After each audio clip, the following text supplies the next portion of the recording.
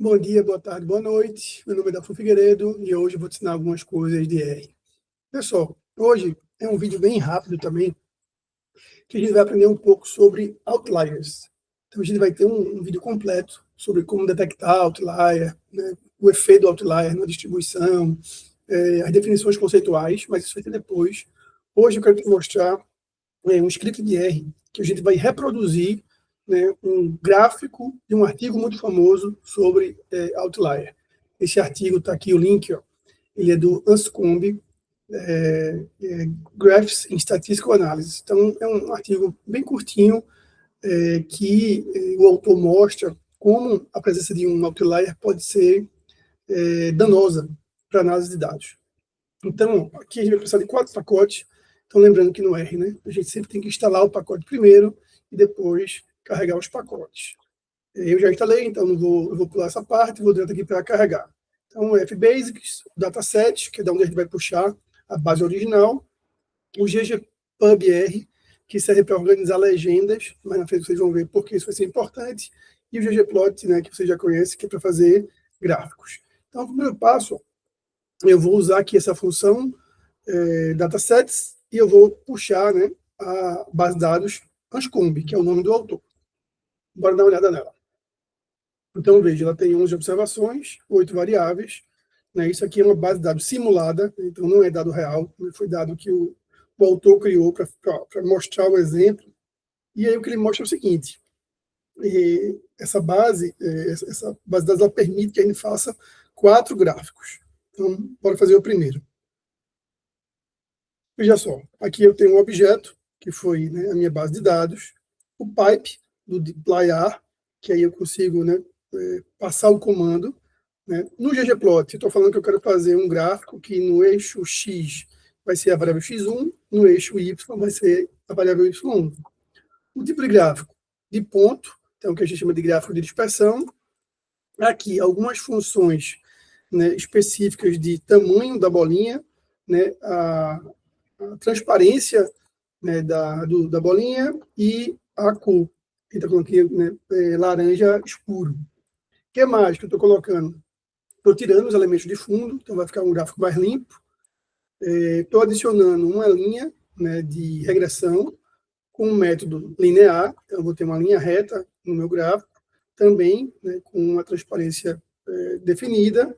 E aqui, né, isso aqui também vem desse pacote ggpub-r, que permite que a gente coloque o valor da correlação dentro do gráfico. Então, é uma coisa que adiciona muita informação para a sua análise. Aqui eu estou limitando o eixo Y, aqui eu estou colocando o tamanho, né, da fonte, e aqui eu estou informando, né, no meu subtítulo, que é o exemplo 1. Então, bora ver como é que ficou esse gráfico. Olha lá. Então, o que é que eu vejo aqui? Né? A relação entre x e y, né? As observações são os pontinhos laranjas, a minha reta de regressão é essa azul aqui, eu tenho, né, um cinzinha aqui, que é do intervalo de confiança, o valor do R e o P, valor associado a esse R. Então, ou seja, nessa análise aqui, claramente uma correlação positiva, né, forte e estatisticamente significativa. Mas veja que bacana. Agora, a gente vai fazer o exemplo 2. E aí, veja que interessante. O mesmo valor de R, o mesmo p-valor, né, mas olhe que a relação entre as variáveis é totalmente diferente. Então, eu tenho aqui uma relação curvilinear. A melhor forma de ilustrar essa relação não é com a reta, é com a curva.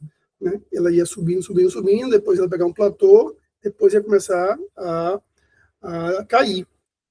Mas veja que o valor do R é o mesmo. A mesma coisa curiosa acontece no exemplo 3. Eu tenho a correlação de 0,82, o p-valor, né, igualzinho. E o que é que eu tenho aqui? Né? Eu tenho uma estrutura que a relação seria 1, então a correlação seria 1, se não fosse esse caso distante aqui. Então, eu tenho um caso que fica, né, fora da reta, né, que é um caso outlier, e por isso a minha correlação ela não é perfeita. E aqui, ó, no exemplo 4, eu tenho um caso contrário. Eu tenho um exemplo de duas variáveis que são independentes. Então, está aqui, ó, eu não consigo ver nenhum sinal aqui nessa relação, mas eu tenho um caso tão distante que na hora de ajustar a reta, eu fico com o mesmo valor de correlação e o mesmo p-valor. Moral da história, nunca faça análise de correlação sem olhar para o gráfico. E agora, já que a gente criou os objetos, eu posso colocar todo mundo junto. E veja como fica bacana essa perspectiva. Então, para todos os gráficos, ou seja, para todos os exemplos, eu tenho exatamente o mesmo valor de R, mas relações entre as variáveis muito diferentes. Aqui uma relação linear, né, normal, digamos assim. Aqui eu estou tendo um erro de especificação, porque eu estou atribuindo uma reta quando deveria ser uma curva. Aqui eu estou, né, subestimando o valor real da correlação, porque eu tenho um caso que fica fora, e aqui eu estou sobreestimando, né, superestimando, porque a correlação é zero, e eu estou dizendo que é positiva e forte por conta de um caso só. Então, veja como os outliers podem ser danosos para a sua análise de dados. Então, moral da história, você nunca vai fazer, né, uma interpretação de correlação ou de regressão sem olhar para os gráficos. É isso, até a próxima, espero que seja útil.